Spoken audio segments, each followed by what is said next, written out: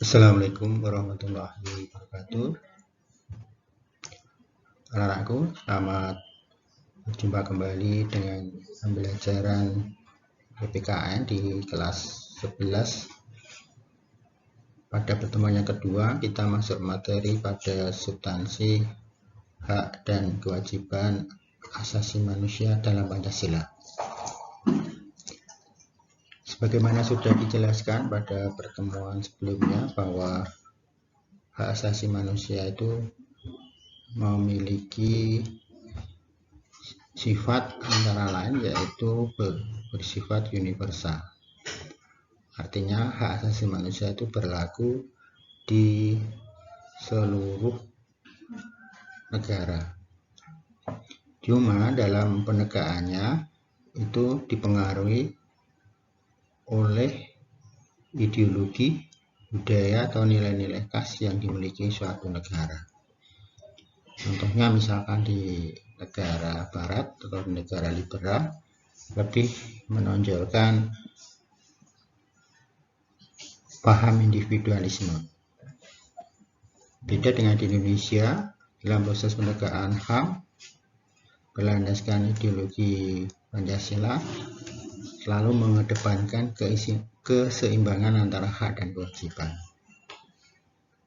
Artinya apa? Bahwa kita itu dalam menuntut hak mestinya juga melaksanakan kewajiban. Sebelum kita menuntut hak, apakah kewajiban kita sudah dilaksanakan? Gitu. Pancasila sebagai ideologi negara Indonesia ini sangat menghormati sekali hak dan kewajiban asasi setiap warga negara Indonesia maupun juga yang bukan warga negara Indonesia.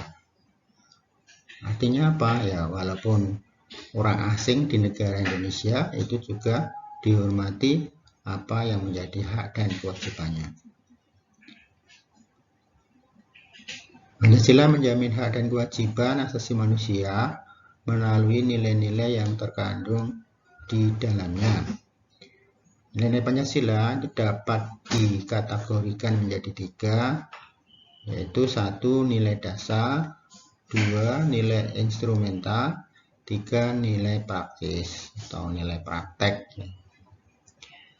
Penjelasan yang pertama, hak dan kewajiban asasi manusia dalam nilai dasar Pancasila.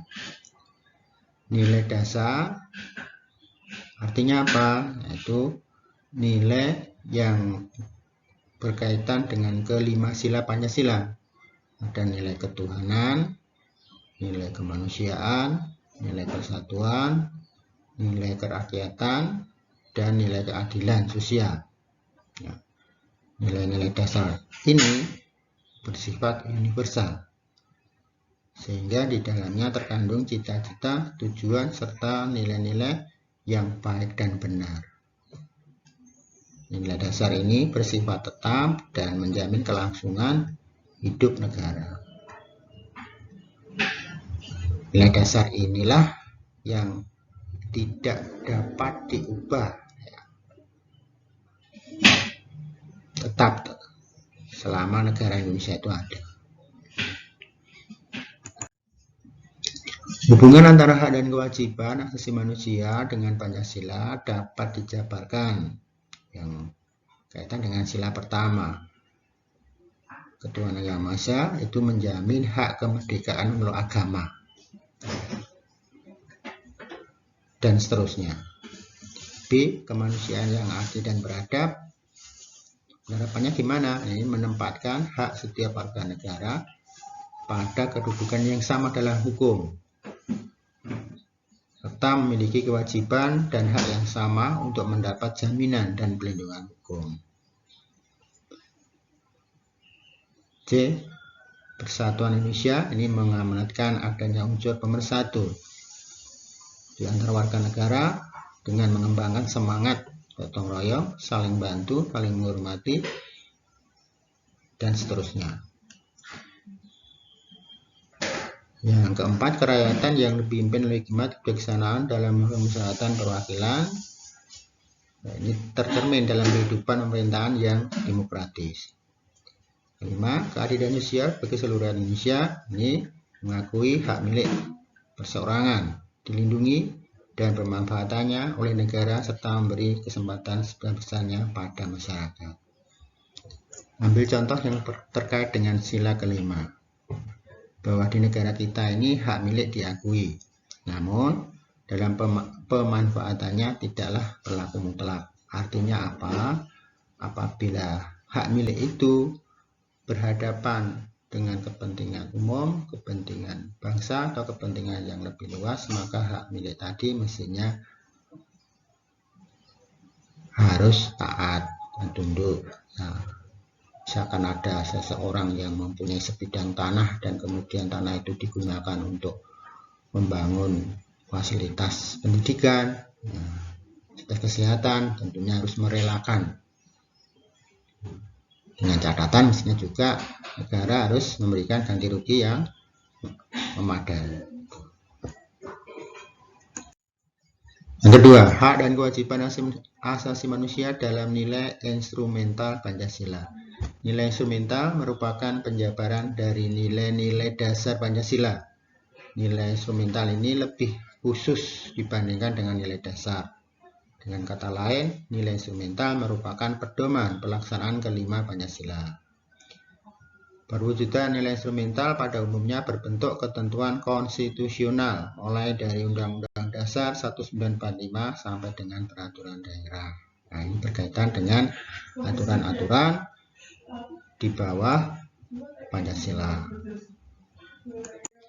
Antara lain yaitu ada Undang-Undang Dasar 1945, ada pasal 28A sampai C, ini pasal-pasal dalam Undang-Undang 45 yang mengatur tentang hak dan kewajiban manusia.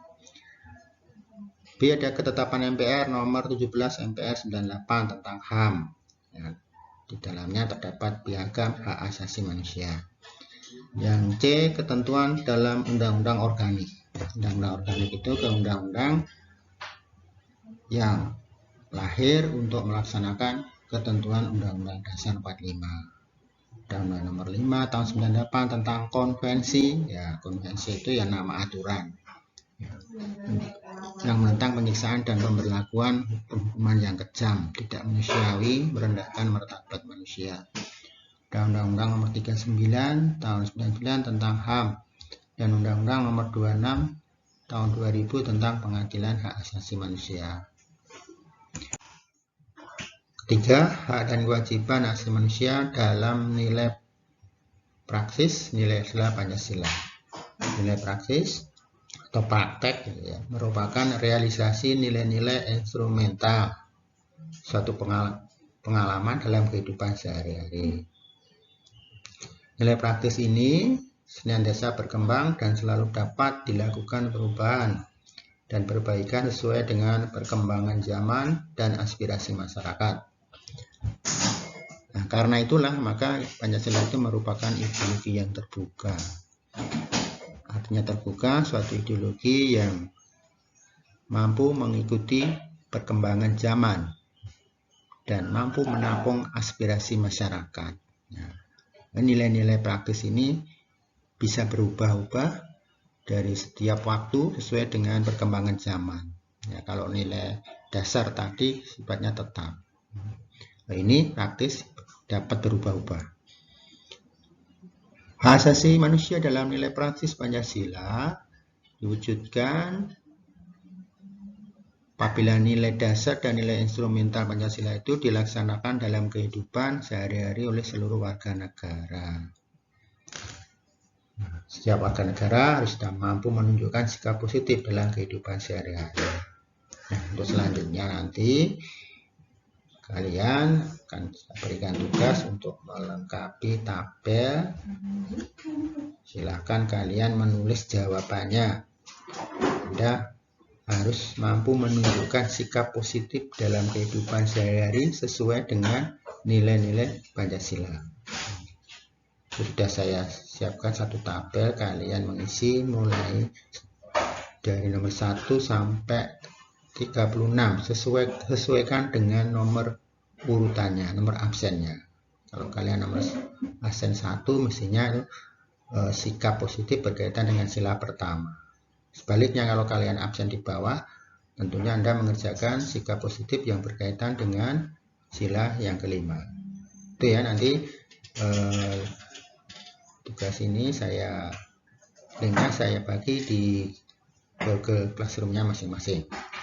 Sekian dari saya, kurang dan lebihnya mohon maaf. Saya akhiri, billahi taufiq wal hidayah. Wassalamualaikum warahmatullahi wabarakatuh.